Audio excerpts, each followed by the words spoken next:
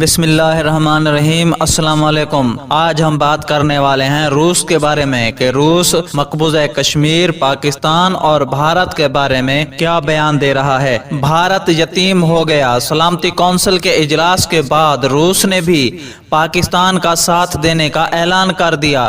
روس نے مقبوضہ کشمیر کو متنازع علاقہ تسلیم کرتے ہوئے مسئلے کو اقوام متحدہ کی قراردادوں، شملہ معاہدے اور اعلان لاہور کے مطابق حل کرنے کی اپیل کر دی۔ تفصیلات کے مطابق مقبوضہ کشمیر سے متعلق سلامتی کونسل کے اجلاس کے بعد اقوام متحدہ میں تعینات روس کے نائب مندوب کی جانب سے خصوصی بیان جاری کیا گیا ہے۔ روسی مندوب نے بھی مقبوضہ کشمیر کی متنازع حیثیت کو قبول کر لیا ہے۔ روسی مندوب کا کہنا ہے کہ روس کے لیے پاکستان اور بھارت دونوں اس کے دوست ممالک ہیں۔ روس کی خواہش ہے کہ دونوں ممالک مسئلہ کشمیر کو پرامن طریقے سے اور مذاکرات کے ذریعے حل کریں۔ روس کی خواہش ہے کہ کشمیر کا مسئلہ اقوام متحدہ کی قراردادوں، شملہ معاہدے اور اعلان لاہور کے مطابق حل کیا جائے۔ واضح رہے کہ مقبوضہ کشمیر کی خصوصی حیثیت ختم کرنے کے بھارتی اقدام اور اس کے بعد پیدا ہونے والی صورتحال کا جائزہ لینے کے لیے اقوام متحدہ کی سلامتی کونسل کا بند کمرہ اجلاس ہوا۔ اجلاس میں اقوام متحدہ کے 5 مستقل جبکہ 10 غیر مستقل ارکان نے شرکت کی۔ اجلاس میں بھارت کو شکست کا سامنا کرنا پڑا اور سلامتی کونسل کے ارکان نے اتفاق کیا ہے کہ مقبوضہ کشمیر ایک متنازع علاقہ ہے